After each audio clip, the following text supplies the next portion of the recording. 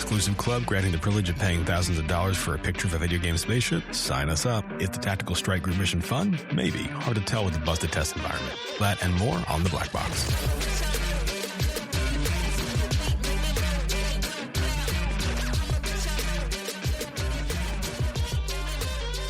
So welcome back, everyone, to episode 3 of The Black Box. We're your regular hosts here, Tamm, Zip, and Witty. We have lots of stuff to talk about this week. So many places we could possibly start, but I think the most obvious one is, Tamm, I have a computer I'd like to sell you. But before I do that, I'd like you to first write an application telling me why I should let you buy this from me. Does that sound weird? It does, but considering my MacBook broke today, I'm down and I will be writing it right away. Okay. If it's good enough, I will let you have the privilege of paying me paying me too much money for a used MacBook. More money than any other MacBook you've ever sold me in the past. And you don't even get it yet. It's a concept of a MacBook. That's right. Send me a what I'll picture do of is I'll give you a and picture delivery of the will MacBook. be sometime in the future. Delivery is TBD, TBA, potentially never. And also what I end up sending you could be that MacBook, or it could be a Dell, or it could be an E-machine left over from 1999. Like, there's a whole bunch of ways this could go. Look, it's just speculation at this point. So I will say the one caveat to that whole thing is when I read their verbiage on the announcement, I read it as they're essentially doing a pre-sale of the normal limited ship sale that we were expecting. That's how I read it. That's not how it's written, but how it's written also doesn't preclude how I read it. So if that's the case, right, where basically they're essentially putting in an alternate or an additional, I don't want to say wave, but kind of, and the people who are eligible for that are theoretically people who have actually been playing the game and actually have like interest for whatever reason. I think that's less bad than how I've seen other people read it, which is the only way to get the Odin at this juncture will be begging them in a 1,000-word essay to let you spend your money, which I don't think is what's happening. But, so, by the way, for anybody too thick to have picked up on the like really labored metaphor there, this is us talking. This is us talking about the Odin Founders Club, which is something that CIG is doing. Which I recently read they did this with the Kraken too. I guess I don't know if that's accurate, but basically there is a contest where you have to write an essay about multi-crew gameplay in this game. Submit, and if you're chosen, CIG will put you in the Odin Founders Club, which is an elite club of people who have the first opportunity to buy the most expensive ship ever sold in this game, which from, I think last episode, we speculated could end up somewhere in the $4,500 plus mark. Tamm, I didn't think there was any way to read it other than how you read it, which is that they're going to sell it like normal, but there is a select group who will be able to purchase it without the pressure of F5 wars to compete for the Hull Limited sales. So it'll be like, and they're doing it people who they choose from this pool of applicants, plus some people that they're just selecting based on game time, apparently, right? And so the only way I read that thing was that there is essentially a pre-sale wave for this limited ship that will be free and clear of all limitations that usually are associated with the Hull Limited ship waves. That's how I took it. I didn't think there was anybody who didn't read it that way, but maybe I'm naive. We do have some org members who read it the other way. I'll read the exact verbiage here. It says, when the Odin concept promotion page promotion waves go live at DefenseCon on May 24th, which is the first Anvil Day. Those members of this Odin's Founders Club, basically the people that they decide are worthy, selected through either or both processes, will have exclusive access on the promotion page to attain their universe first battle cruiser. Again, it doesn't specifically say whether or not there is people who get normal access. I assumed, and I do think I think that they would be. Who are the people who think foolish. It works? Are they in this room with us? I'm not naming names. No. Are they in this room with us? Okay. They are not. I think that they would be foolish to not have normal waves because if like, for example, let's say the three of us all wrote a little essay and put in for it. I don't think 3 battle cruisers would be purchased if we were all selected. Not naming names on who wouldn't purchase, but yeah. And so just by that logic, let's say they're like, okay, we have 1,000 ships total for this exclusive club. You're leaving money on the table essentially, right? Whereas if you open it to the public at large, I think they'll sell regardless. But yeah. Anyway, so there was a little bit of question there. I think outside of that, assuming there is open to the public, I actually don't have a huge problem with this. If I were to go for any whole limited ship, I would much rather have some sort of opportunity to avoid an F5 war and just be able to leisurely walk in, look at the ship, click add to car, type in my stuff as slowly as I want, and then hit purchase, and then I got it. And there's no, because F5 wars can be really problematic. So just off of that perspective, I don't have a huge problem with it per se, but it is a bad look, I think. Kind of like, yeah. I expect, and this is just conjecture, obviously, I don't think they've said or hinted at this at all, but I do expect that the people who get one of the, super limited Odin's Founder Club versions, they're probably going to do something for them in terms of like limited serial number or special paint or something like that, where it's like monetarily. Will it include Squadron 42 Spectrum badge?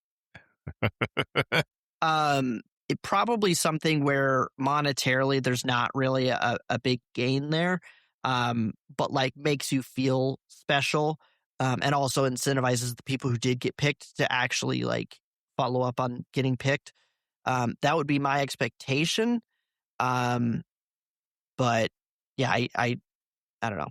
It'll be interesting. But like I said, I don't have a huge problem with it. But it is kind of a not great look. Like, Zip seems like he has thoughts. Yeah, go ahead, Zip. I have a thought just lurking in my head somewhere. I have to chase it down. No, I feel like, look, regardless of whatever CIG does, we all know that they are going to sell out of these Odins regardless. And so it would have cost them literally nothing to phrase this better. If they had framed it in the sense of like, hey, we want to give players an opportunity to avoid the bots and the F5 war, tell us why you want this, I think it would have been way more well received. Whereas the way they have it set up is like pure FOMO, when it's like they're trying to drive sales that we know are already sold. They're going to sell out. So there's no real incentive for them to push the FOMO that hard, in my opinion. So I've seen there's obviously a lot of reaction to this. And now that I'm becoming aware there are some people who are interpreting this differently than I did, I guess I see some of that side of it better. The piece that really got me annoyed was basically this person was suggesting that, well, Redditors are such crybabies. You're going to cry one way or another. Either you're going to cry because they allow gray marketers and bots and, you know, people to make these purchases, and then you can't get it and you're upset about it, or you're upset because they're doing this to stop that. And let's just be very clear, that's a fucking false choice. That is not, it does not do one of those two things. Like, this is a choice about how they sell these things that they do not have to make, to Zip's point. Like, the FOMO is deliberate, and it feels, we talked last week or 2 weeks ago about the choice to price this ship given everything going on in the world and what that message is. I think some of the predatory tactics here, and again, people are adults in theory, they can make their own choices about how they spend their money, but like, you cannot argue that CIG does not work very hard and work very well to make people feel pressured to buy things. And so they could have, and the price point of this ship, I think, puts it in a different category. They could have just said, like, this ship is being sold between these 3 hours on this day. And if you want it, get it. And that's that. Like, that would have eliminated all bot sales, or wouldn't eliminate it, but it would have made it a non-issue for people who actually wanted it because they play the game. Like, they don't have to use weird contests and game time metrics to grant access. Like, just get rid of this concept of access and just sell the thing you want to sell. And it's going to be such an absurd price that it seems so weird to take this artificial stance about needing a workaround to this situation that you yourselves have created. And Zip, that was a very good point that I don't think it's ever going to change. I think the wording on these things is intentionally ambiguous so that it can be said to mean whatever they need it to mean, you know, post hoc. Like, I've seen it in patch notes. I've seen it in how they make presentations on stage. We saw them attempt to leverage that ambiguity around the Galaxy base building thing. Like, it's how they operate. So, you know, it absolutely would have cost them nothing to be a lot more clear about this, but it doesn't serve their purposes. And so I also don't think they have a very good, like, comms department. So I think some poor schmuck has to write this copy. It goes out. Like, it's not getting vetted for, like, clarity, legal consistency, or liability. It's just like, that sounds like what I had in my head. But I really think the big thing for me with this one is this idea that this may be a tool of theirs to filter out non-players or give people who actually are going to play with it and use it the opportunity to get it. But there are other ways to have done that don't look so weird as asking someone to come to you and convince you to allow them to make an absurd purchase in a video game. I think, tying into both yours and Zip's points, I think the big thing here is that they're essentially sticking to their guns with their marketing model and their method of selling these, right? And so this is just like, well, we want to try to hook up the people who actually play the game. We want to try to hook up the people who've been around the block a few times. But, like, obviously our foundation is selling ships this way. So we can't disturb that. So how do we do this without disturbing that? And I think this is what they came up with. Which is, I mean, I honestly, like, and they semi-recently, they've started to, with a few of their traditionally hull limited ships, do away with the hull limited thing, which is fantastic. I'm all for that. I mean, honestly, even if they left it as non-CCUable, but which I know is sacrilegious for me because I like CCUing everything, but, like, even if they left it as non-CCUable, but just removed the limitation, honestly, I would so much rather have that, to where it's just like, I mean, even just like, hey, Anvil Day is the only day, like, they're 2 days, and across those 2 days, that's the only time you can buy the battle cruiser. And there's Invictus and IE. Those are, 2 days, twice a year, 4 days total, and you can't buy the ship ever outside of those 4 days. That's fine. You know what I'm saying? Because then it's like there's no F5 war. There's no like, oh, I got it. And so now my account's suddenly worth $10,000 instead of $5,000 that I paid. So now it's like, no, man, everyone could buy it at that time. So like, why would I, and why would I go on a third party website to try to buy this thing so that I don't have to do the F5 war when the F5 war doesn't even exist? Like, I think they'd be very well served by doing that, but then it would kind of fly in the face of their whole like, well, we can't like clog the skies with all these ships, because like then everyone would have it. And it's just like, yeah, that's dumb. Like, especially as we move towards multi-crew being more of a necessity, theoretically. I'm assuming what's going on is they have some sort of internal cost benefit analysis math going on to where it's like they have these limited ships and they try to figure out how many of them they can sell. And so with the battle cruiser, if they decide to do it the way that you're talking about, where they have it, once or twice a year open for a few hours, or if you want to buy it, you can buy it. My assumption is internally they're saying they're going to sell less just because of the lack of FOMO in that situation, where it's like those people don't feel that need to buy it because it's like, okay, I didn't get it this Invictus, maybe if my finances allow, I'll go for it IAE. Whereas if it is limited, there's a lot of that. Right. What if the price goes up? I have to fight for it, So I'm assuming there's that math going on. Yeah. For me, I would like it if they picked one of the the levers to pull here. Like, and this is true for all their like sales like this. Like either it's because what they do is they both like, okay, this is being sold in waves where we're only selling a certain number of them, and it's only at a certain time of the day, and it's at certain times of the year, and you have no idea how long we might or might not be selling it. We could stop selling it at a time. We could raise the price of it. Like, there's just so many different things that they pile on there.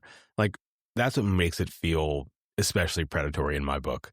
Like, if they picked one and it was like, hey, look, this ship will no longer be available after 2027 or 2026.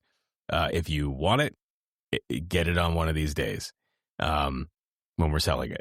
And there's 2 windows, so either save up or get the credit card out, like whatever, however you want to handle it. I don't know. It's the totality of the things that they make you worry about is why I think there is the reputation that they have for those tactics, because it's just so much stuff they do to make you feel like gotta get it now. I mean, and it works though. This is their most profitable year ever, at least so far. And I would be shocked if this Invictus doesn't like overshadow any past Invictuses with all the stuff coming out. Yeah. I do think it's interesting though with like, because getting into this club does not obligate you to make a purchase. I am curious whether you stay a member of the club without making the purchase. So you can buy it at any time, even if the sale even if you can't. Let's say it's not about the sale. It's just, do you have the designation of having been selected for this club, whether you own the ship or not? Like the club's claim to fame becomes, I was chosen and given the opportunity to buy it. But then I made a better choice and did not, as opposed to I got in and I bought it. Because that is a piece that is not included in that communication. I don't see why they would let you keep that marker, but unless it's just the equivalent of a Spectrum badge, more or less. Pretty sweet Spectrum badge, though.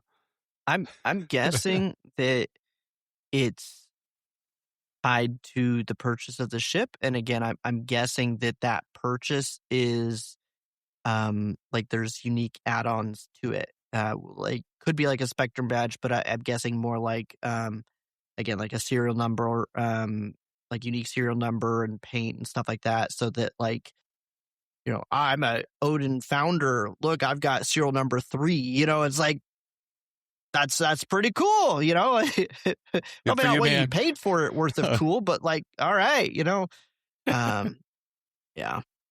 All right.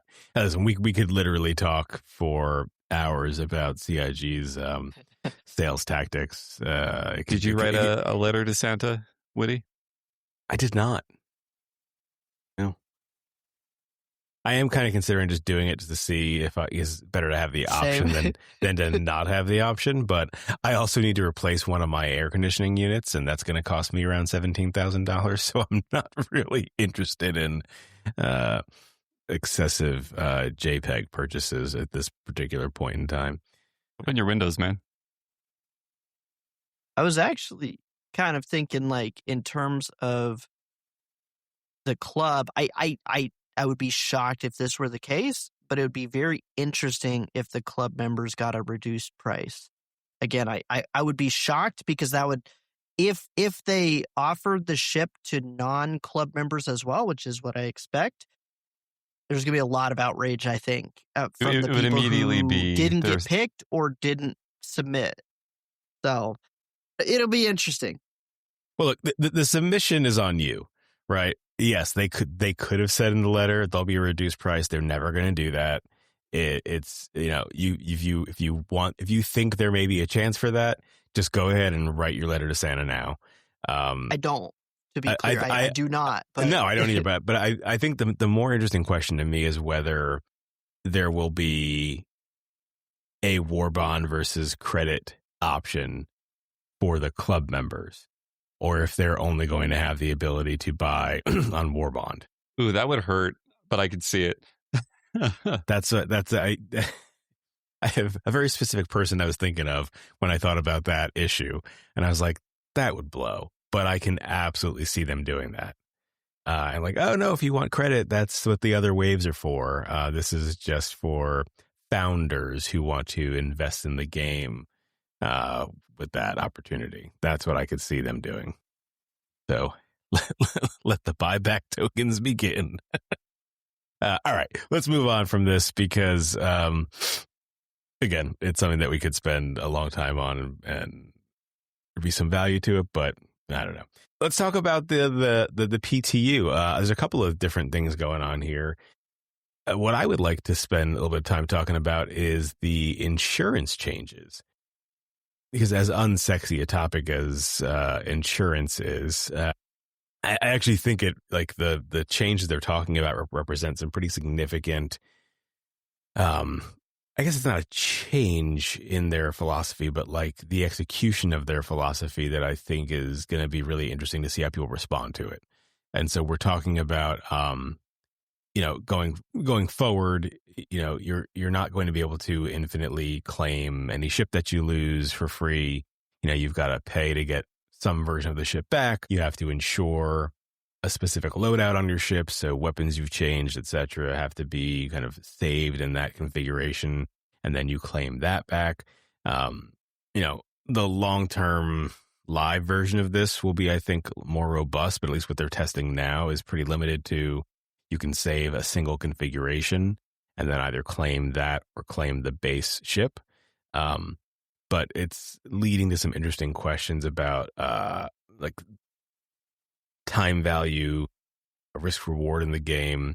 Because as I think we've talked about before, like contracts do not award an amount of money equivalent to like the ordnance that you use to complete them. And so people are looking now at significant upkeep costs to get their ships back. It's a pretty significant change for people. And even our group had some split opinions on it.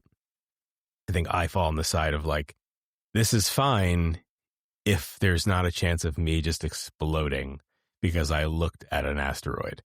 And that continues to happen. And until that doesn't happen, I'm not going to feel great about having to continue to pay credits I earn. Like the rate of earning is going to be completely eclipsed by the cost to re-outfit your ship, from what I'm seeing or hearing. Well, I personally feel like that this is a piece of a system we don't have fully in yet, where CIG has really, at least in terms of like what they want ships to be like in the future, they don't really want us to be losing them or blowing up. They want to heavily incentivize going to find whatever ship I happen to lose, bringing it back and trying to fix it rather than just claiming it all the time. That's not really an option right now given the current system. Getting my ship back is not really viable. But if they get to the point where I feel comfortable enough that I can go out with what's the towing ship? The SRV? SRV, yeah. Yeah, where that kind of system is in place, where the ship equivalent of death of a spaceman, I guess, where I'm able to go get my stuff back, then this whole insurance claim is a lot less of an issue because I shouldn't be losing my ship that often. I think they're trying to tone down how often you have to insurance claim your ship. But the current way it is right now, you blow it up, there's not really any way to get it back effectively. So this whole insurance system they have set up hurts. Right now, it's not as bad with the current money economy. We can afford it for the most part. But once that goes away, then that's going to hurt a lot more.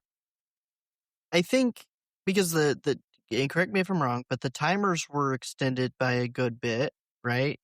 The insurance timers. Yes, timers were extended. Costs are more impactful, so on and so forth.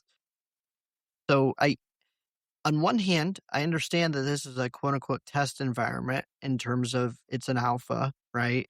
But at the same time, as much as they like to cling to it's an alpha, this is also very much marketed as a playable game, and they have a test universe to test things in. Which to be fair, this is in P2 currently, not live, so they could leave it in P2. I don't expect them to. But I think that this is stuff that if they want to go in this direction, which I think they do, that they do need to test. I don't think that the game is stable enough to merit testing that right now.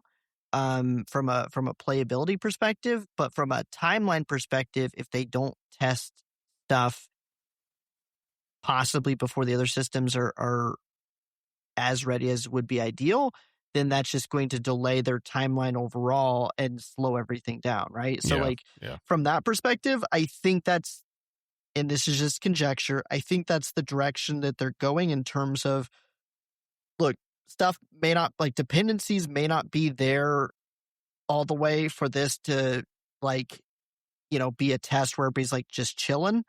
But like at the same time, we need to test, just like mechanically, like you save a loadout, now that's like insured separately and so on and so forth, right? That's stuff that they mechanically need to test.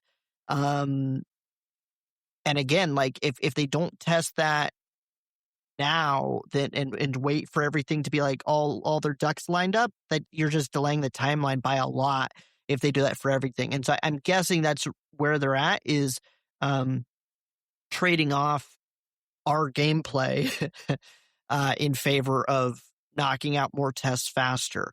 So knock on wood, the final gameplay is here sooner at the expense of our enjoyableness in the immediate, is what I think they're doing.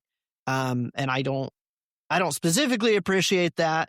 And I've had numerous times where you pull up a ship and then it just decides fuck you and vanishes, or it glitches into the fucking elevator, whatever, and then it's just like, okay, now I've got to claim that.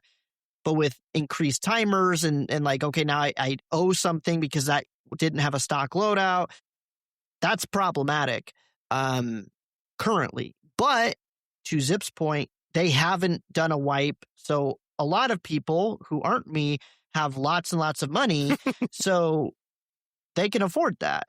So from that perspective, like I think that's maybe their nod to the playability factor, is we're letting you guys keep your massive riches to kind of get you through the hardships of doing this change now, so that way we can do our testing and you guys still have something to go off of, I'm guessing.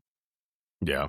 Hey, Zip, when we were in Manchester, I remember them talking about insurance, and I remember one of them, the guys making a point like, you guys are claiming ships way too often. And I think he thought he was being really like clever. Did somebody shout out like, yeah, but it's your fault? Or was I just imagining that? Well, that's long enough ago, I don't remember it, but it would not. Okay. It wouldn't surprise me. I mean, he'd be right. Yeah, no, because I had a memory of, and I know this guy made the comment about you guys are claiming way too often, and we need to like cut back on that. But I really thought, I don't know if it was somebody talking like near us, or I really thought there was somebody who yelled out like, yeah, but that's your fault or something like that. I mean, it's true though. Like it is, absolutely is. No question about it. Like most of my claims, like, and I feel like I should track this so that I can post it on Spectrum and just make the point. Like I would probably say 90% of the times I hit the claim button is because something has happened to the ship well outside of my control. It's not just wanting to move it from one place to another. It's not because I died. It's because I called the ship from the ASOP terminal upstairs. And by the time I got down to the hangar, it had been destroyed, or it's stuck in the geometry, or it just says unknown for no reason. And those are things that I think like that can't happen. Like that, I guess the mechanics of snapshotting and your loadout, etc. I guess, yeah, you're right. They have to test that, Tamm, but they don't have to put a cost to it yet. And like what they're doing with missiles, where whether you fire missiles or not, if you claim your snapshot of the ship, it does not come with missiles. You have to pay to rearm it every time. Like that to me is like, that's kind of screaming gold sink. Like we just need to, we need to get some money out of the economy. Or we want you to know that it's like, it's going to be costly to fire missiles in the future. So get used to it. But it's pretty janky that they're going to say, even though you didn't fire any, because you're, a snapshot can't include ordnance, you have to pay again. Correct me if I'm wrong. Doesn't this whole system cover like weapon racks inside the ship? Or am I? It does not cover the missiles themselves. No. I mean like he's the talking about, actual it does FPS not. weapon rack. It does not. That was what they said originally, but apparently it only applies to fighters with the external racks. Well, when that is fully implemented, that system itself would be really cool to have. That'll be fantastic. I will be very happy about that. Well, you have all of these like massive military ships that have so many different places to store armor and weapons, and there is no good reason to do it unless you're some RP. I don't know. It just doesn't make sense to do it from any perspective. What was it, that one Polaris that we found that one time where some guy had gone through and loaded up armor and weapons and everything, and it's like, okay, all that effort, thank you. I guess it's mine now. I remember when the one that me and John had that fight on, and we went downstairs, we found a bunch of boxes that they had loaded up with a whole bunch of stuff, which seemed like they were in the process of like transporting themselves from one station to another. I've never seen anybody who's actually used like the weapon racks in the. I don't remember who I was with, but it was like fully in each rack had a weapon and pistols, and it was like this took hours to do, right? And we ruined it. So, it took hours to do. Sucks to be you, nerd. There was I don't know, 3-4 years ago, we were doing Jumptown, and somebody brought a M2, and we snuck on board and stole it, right? Because he had loaded it up with like a bunch of drugs or whatever, so we stole it.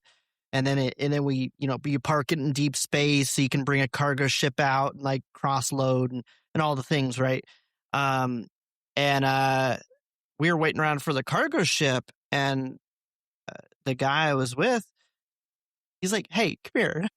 And I go up to the top, and they had loaded up the entire armory on the M2 with guns, sidearms, primaries, everything. And then like the cockpit, there's a little like gun rack in there, and they had loaded like just everywhere that they could have, they put guns. It is like, and this was like 3-4 years ago, where like that crap definitely doesn't persist. Nobody was just like bawling, and he brought it to Jumptown. He brought it's like, all right. He felt so cool though for the time that he had. I felt cool walking in there. I walked in there and like, I've never seen guns like this in a ship. Like, this is the coolest thing. Like, there's a reason I don't do this, but it probably is cool. And when it's useful, it probably will feel cool, but it feels like absolute dog shit to do any of the amount of work it takes to get anything done in this game, only to have the game do the things that it inevitably does to you when you prepare, right? Which is just to completely shit the bed.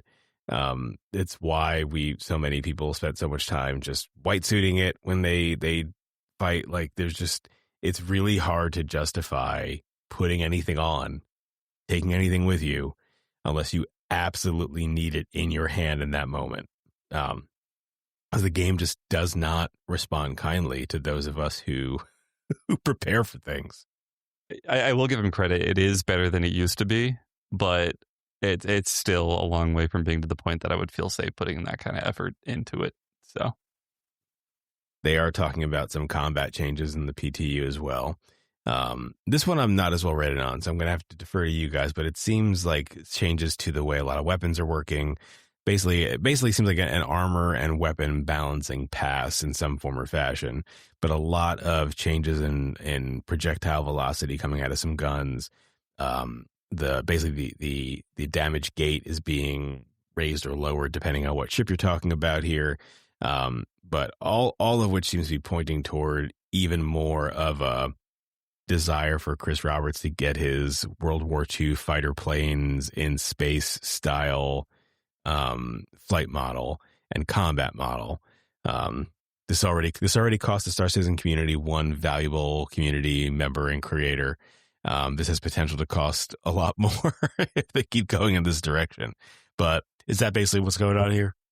Yeah, as far as I understand it, a lot of the impacted weapons have their weapon velocities, and this isn't everything. Like some went up, but a lot of them went down. The velocity went down, and in most cases, the projectile life was correspondingly extended. So you get similar ranges, like max range, but basically, like let's say you're in a dogfight and you're at max range, and I shoot, the chances of that projectile actually impacting correctly are much lower because it takes a lot longer to get to where I shot it to.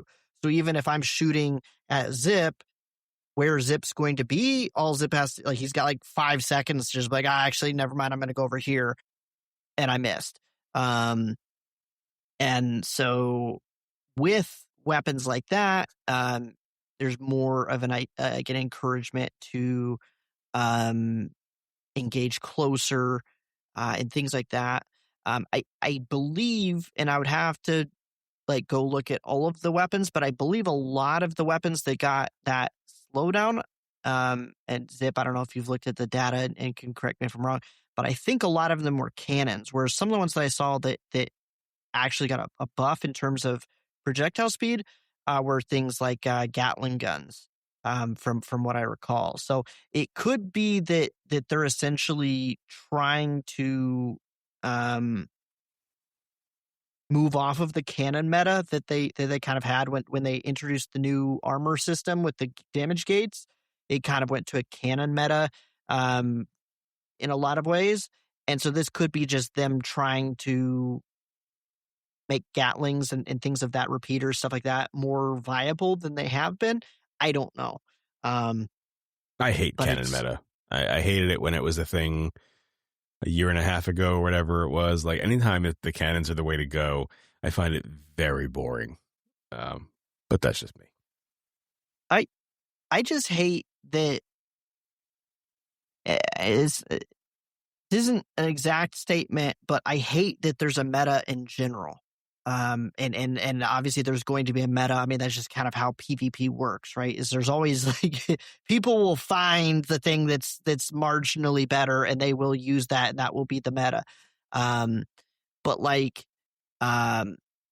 CIG historically is not good at making like hey, here's like 2 major weapon types. They're both good. This one's better than this one in these circumstances. This one's better than this one in these circumstances. Like they're not good at that historically. And especially like you start adding in more than just the 2, and they're really bad at that. And I think this is them trying to figure out where that balance is again. But I don't know. Well, I feel like this is our biannual flight tuning that they always do. Star Citizen's always struggled to have an identity when it comes to flight PvP.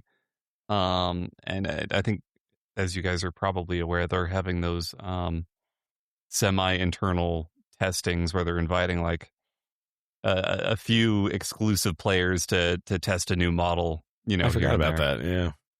Yeah, that as far as I'm aware, that's still going on. I think there's been a couple things said about it, and from what I gather, they seem to be wanting to slow down fighting quite a bit. That's speculation, though, but it seems like the kind of direction they're going in.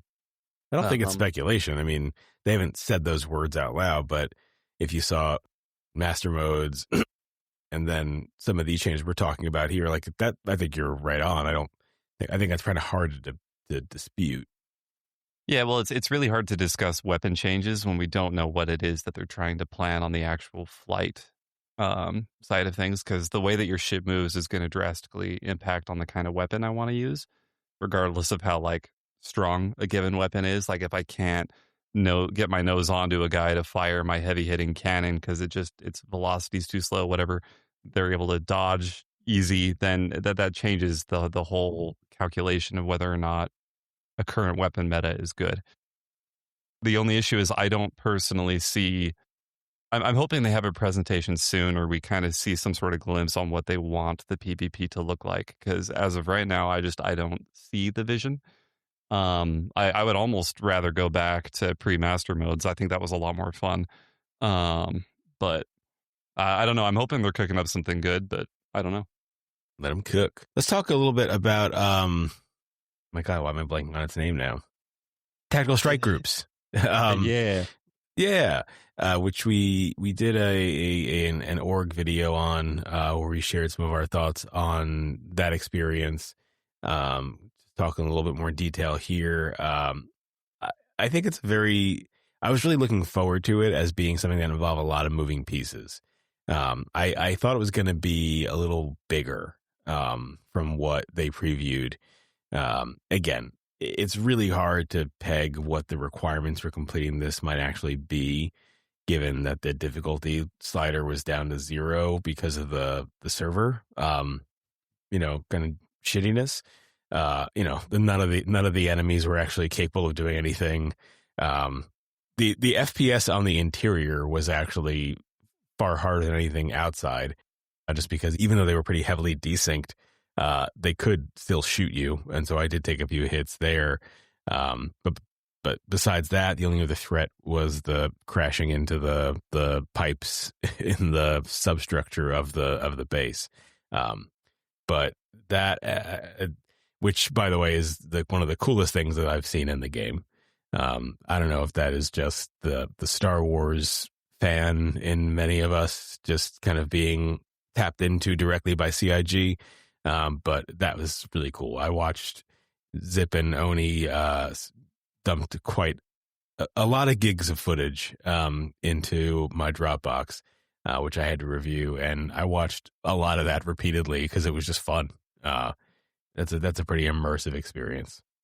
At least for me, when it comes to the tunnel run, flying that for the first time was. Star Citizen occasionally has those memories that kind of like are going to stick around, where there was like the Hathor laser, even the recent Rock Breaker shooting off that laser. That this is one of those moments for me, going through that tunnel for the first time, trying to navigate it, avoiding the obstacles, the danger, the electricity. CIG is really good at putting together a set of something that looks great, which makes me excited for Squadron 42. I do think it misses the mark on, I think, to what you were talking about earlier with how they initially advertised the tactical strike group. It seemed to me initially when they first talked about it that I would need a decently large group, maybe even like a couple orgs to try and take on this activity.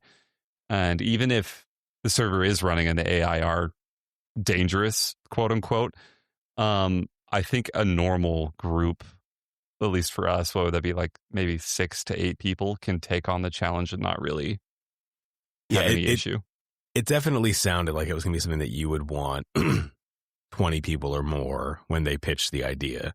I think the mission itself now suggests 5 to 10 people, which seems about right. I think, if you're around 10 people, you've got everything covered, especially because I think you will need around 2 people who are geared up and ready to go inside and deal with that situation. And at least a few people who can fly those tight spaces without getting shut down consistently. That'll be important. I don't, and it doesn't seem, at least now. So for anybody who hasn't seen it, spoiler alert: the end of the mission, you go watch our video.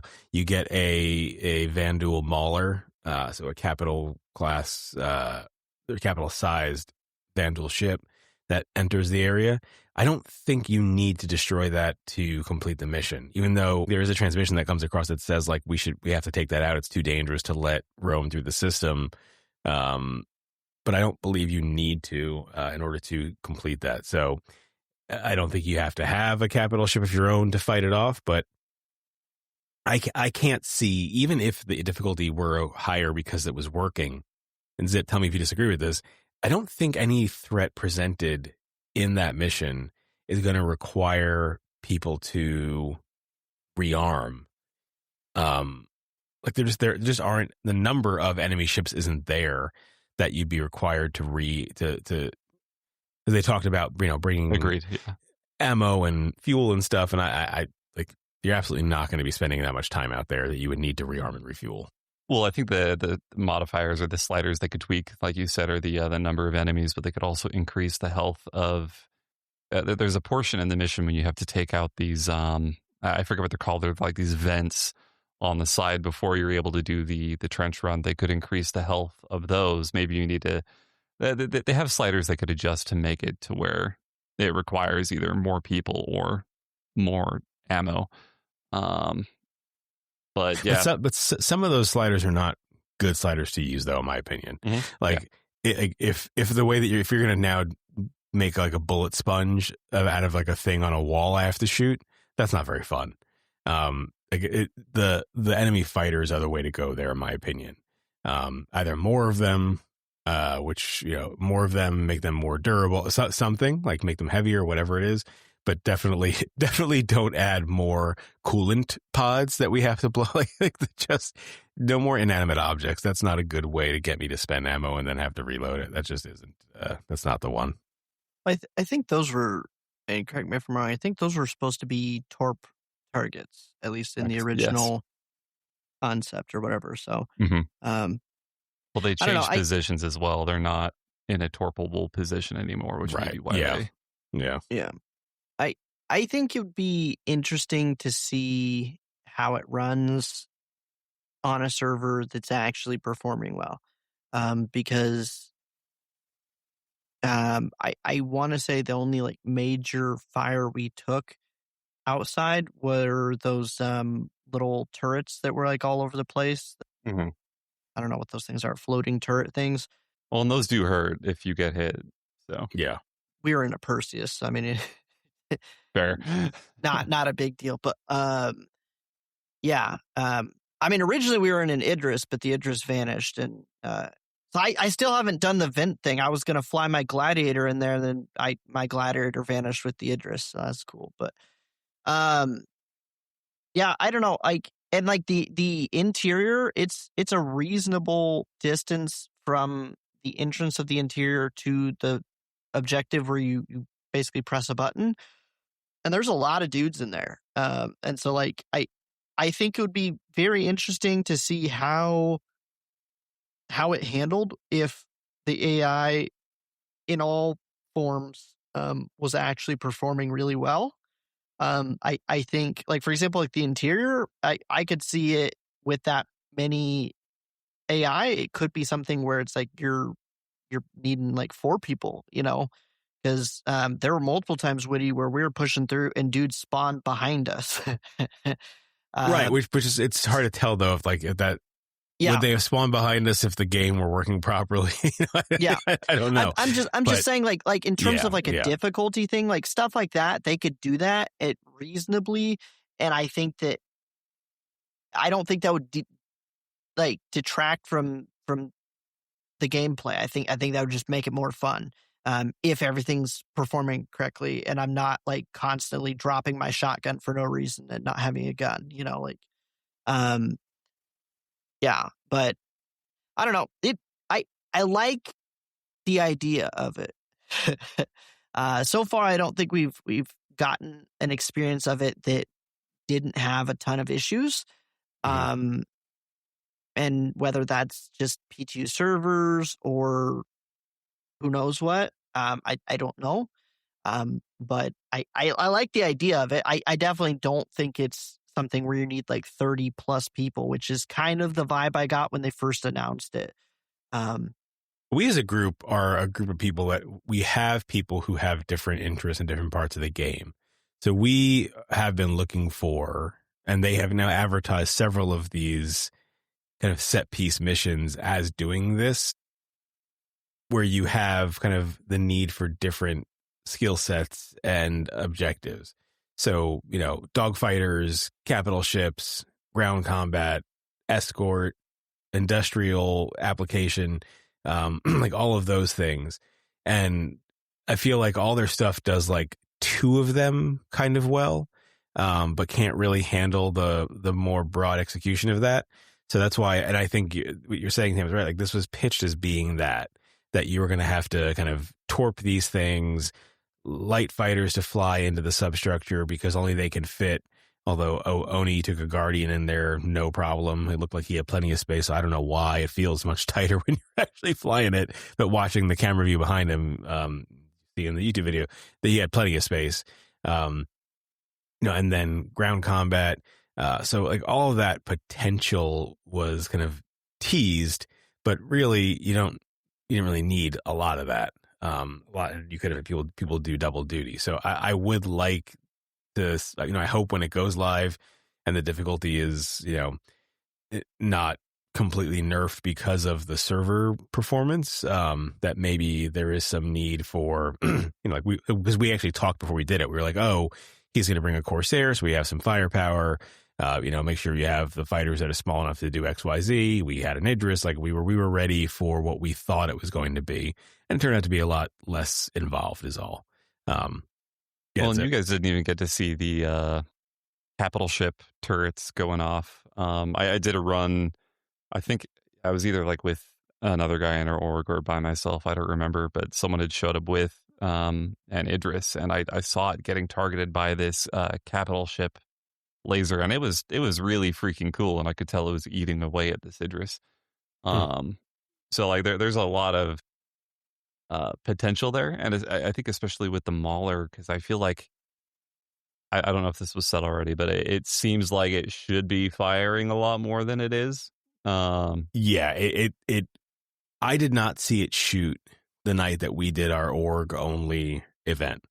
The night before, when we kind of joined in with people from Global, and just did like a random run, to see what it was like. It has its own Idris, the Exodus style laser on the front of the ship that it fires. It looks just like that when it goes off, but coming from a larger, I think, vessel. But I saw it fire once. Well, even the side turrets, I don't recall ever seeing them targeting anyone. That's all I saw shoot was that main gun. I didn't see any of the side turrets fire. I got right on top of it plenty of times, and it didn't fire. Saturday suggested that main gun won't even consider anything that isn't a capital class ship as well. Won't fire that, and maybe that's I don't know if that's intentional or if that's just kind of the way it's working in the test environment right now.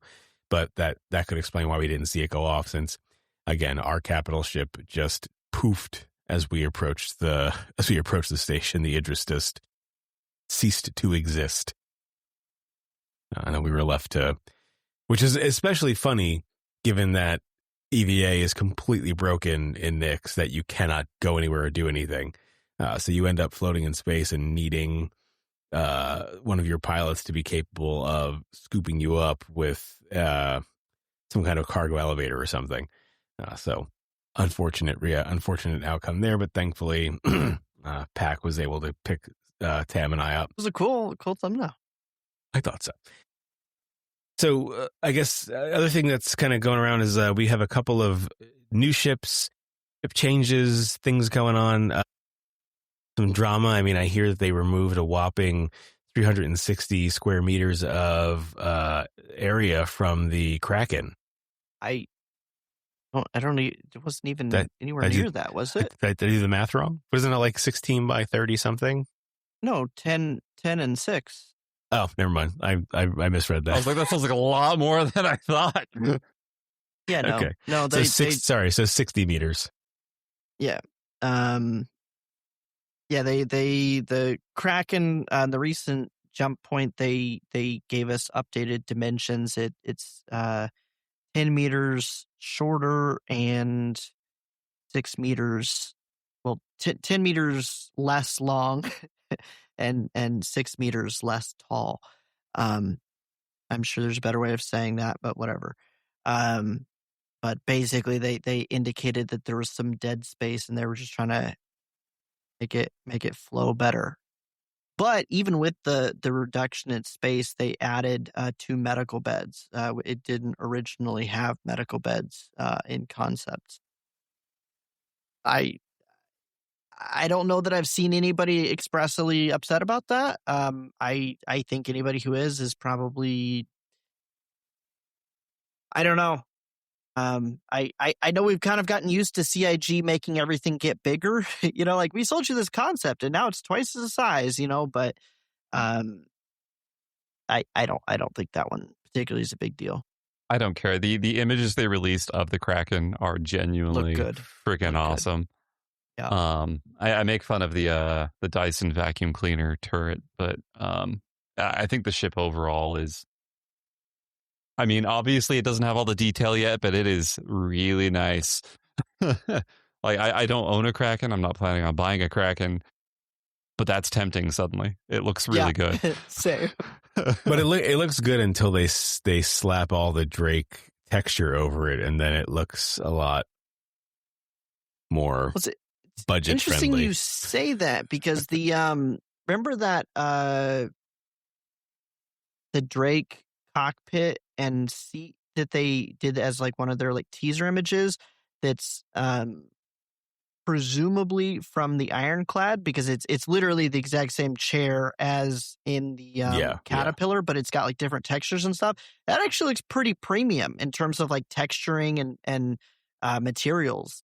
And so it's like, I mean, there's a chance they could actually. The quality of the texture work is good. The what's the new? Is it the Clipper that they just put out? The new Drake ship that is very, very divisive in our former org. The Clipper, really well done in terms of design and like texture work. Like it looks like a very 2026 like design ship. So I think you're right on that point about the quality of the work done on it. I just mean like it's also like, exposed wires and bare panels, and so it's gonna look very, Kylo Ren. Is grunge the right word for that? I guess it's space grunge. I'm trying to find the picture here, but like I don't know. I mean, it looked nicer than any Drake ship I've ever seen in terms of materials used and whatnot, or apparent materials used. Well, and the Bulldog that they just showed off today looks really good as well. I agree. It looks a lot like the Clipper to me. Like it looks. So the Clipper looks like they just ripped a piece off of the Corsair, put it on backwards. The Bulldog looks like they ripped a piece off the Clipper, put that on backwards. The credit where it's due is of like the consistent design language and choices when they're making Drake ships. I have to give them credit for that, especially the newer ones.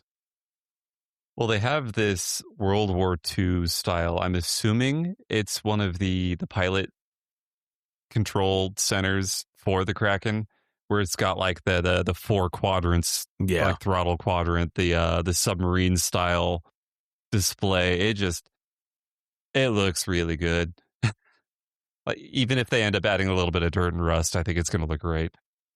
That area specifically is kind of interesting because I feel like a lot of the big ships we've gotten have bridges that are kind of, I don't want to call them all the same. Fighter piloty? Like, well, but even like not that, but like just they feel more generic comparatively, if that makes sense. And that one is just like, you know what? This is a big ship where it feels like a big ship, but it has character. Whereas like, I feel like a lot of the ones we've gotten recently have less, it feels like, or they feel more, I don't know, just not their own vibe necessarily. And that was interesting. Like I said, I like Zip said, it's like, I don't have a Kraken, don't really plan on buying a Kraken, but like that definitely was like, wow. Maybe I should buy a Kraken. It's a nice ship. You know? Is there a club for that one? So we have not yet seen any kind of preview visually of the M80, right? We just know Correct. that that's coming. No, We have it was a teaser image. cockpit view looking back. You see a little bit of its upper silhouette. Okay. Yeah, a little bit of its wing. And I guessed it was a heavy fighter at that time, and I was right. What do you guys think about that? Does Origin need a heavy fighter? Like, what's the game plan here for Origin? Why does Origin have a heavy fighter coming out? Well, so stepping back a little bit real quick from that, regardless of the need, I think an interesting question is this, because so like the 325 is their essentially medium fighter, right? And the 125 is essentially their light fighter. And both of those are more generalist ships than almost anything else in the class, right? So like, yes, they have the guns, and yes, they have missiles and whatnot, but like they also have a full interior and like a bed, and like the 325 has a thing of champagne in there, you know, like they're not dedicated things, right? And one of the only like single seat dedicated ships I would say in their lineup is the M50, which is a racer. There's no interior. It's like it's a seat, and it's a racer. It goes fast, and that's what it does, and it does it reasonably well, right? I'm not a racer. I don't know how it stacks up, you know, on an integral level, but like it's a reasonably good racer. And I'm curious with them going M80, is that them signaling that this is similar in line with Stylistically. Well, stylistically, yes, but also I think stylistically probably, but also like this isn't a pleasure boat combined with a shooting boat. This is like we're getting in the game to kill people. Like this thing is a high performance killing machine, and that's what it's here for. Is that what they're signaling? Which would be cool. I think for most people that would be most people's preference. But if that is the case, then that kind of leads us back to your question, Witty, of why the fuck do rich people need a high performance killing machine? Like that's a very interesting choice for Origin to choose to make if that's what we're looking at. So I don't know. I think it's a very interesting. Like I'm down for it. I like Origin, but it's very weird. I feel like I sing this song all the time, but I think it bears repeating in this case. Like this is a situation where if CIG were not so terrified, and it's so ironic that this is a fear that they clearly have of being hit with this pay to win label about the ships they sell, where manufacturer differentiation would make for a very cool experience in terms of why you might become a loyalist to a certain manufacturer or choose them for a certain purpose. Like if the Origin ships were kind of made for high income, wealthy people, but with low operator skills, such that the ships had heavy automation and AI assistance, right? Like, so they had, better targeting and smaller guns that fired automatically, stuff like that would be interesting compared to something like Drake, which is, I'm going to be low cost, heavy, utility kind of style ship. If Crusader manufactured stuff with really strong and durable, engines and components, things, something like that.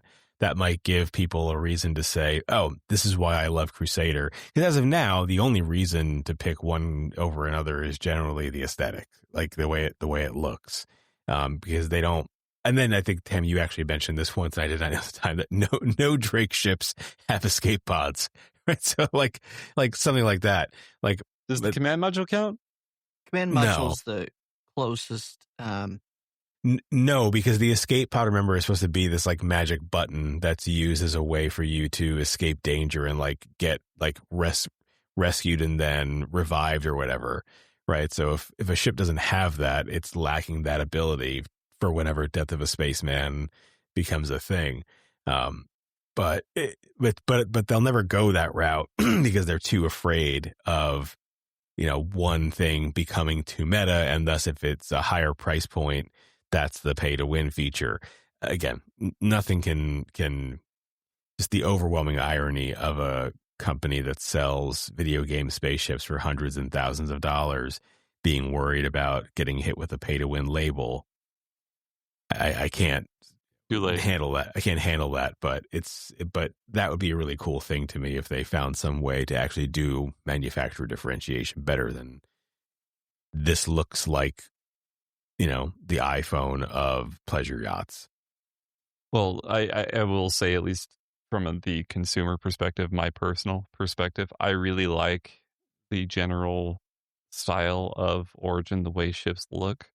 So having a heavy fighter option that kind of goes along that vein for me is pretty big. It doesn't have to fit in some sort of Origin lore niche for me to necessarily be happy with it. If it looks cool and it does the job, it doesn't have to do the best, just decently well, then aesthetics for me typically trumps utility for the most part.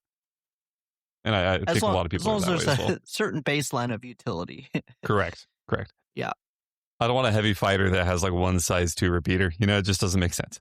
Well, it's kind of like the 325. Like, you could use that as a medium fighter, but like it's so bad compared to a lot of medium fighters could pick that it's just like you really shouldn't be bringing that to the table if you're going to do something serious. If you're going to just chill, then like do whatever you want. Yeah. I think it's going to look cool. That's all I have to say. Yeah, it is going to look cool. They make cool looking ships. Listen, I loved the 400i just because it was cool to fly around in, but it's a useless ship compared to anything else in that same size category. Like, what does it do? I think that ship suffered so heavily from its own design and its really narrow arrow shape. It just made the interior kind of a nightmare to navigate. So it looks great, but not really a great utility ship. Yeah, that's fair. And the one like purpose-built storage area for the X1 or whatever, you can't actually put it in there. It doesn't fucking work. Like, it causes the ship to explode half the time and to go purple and vanish the other half of the time. So I loved it. I tried to use it a lot until I found myself coming up against a wall because I was choosing to use it. And so that got melted. All right. Well, then quickly go around the horn. Any closing remarks? I need Invictus. I want to spend money. Give me the opportunity to make bad monetary choices. Nothing crazy. Just excited for Invictus. New ships. Possible squadron news. Well, yeah, I mean, I wouldn't even say possible. It's guaranteed. I think it's likely squadron news. Well, potential citizen con news. I think that's what. Okay, Witty. Final thing. If we go through all of Invictus without any citizen con news, I'm going to lose it. I mean, if that happens, and then there is no citizen con, which is a weird thing to do for the year that you're launching Squadron. So something will have gone wrong. So we'll place bets. So thanks for tuning in. Thanks for sticking around, and we'll catch you next time. Bye. The Black Box is the official podcast and a production of Aftermath LLC, a Star Citizen org. To find us, visit discord.gg/AftermathLLC. Our theme song is Let Me Know by I Am Fowler. Saturday is a Steely-Eyed Missile Man.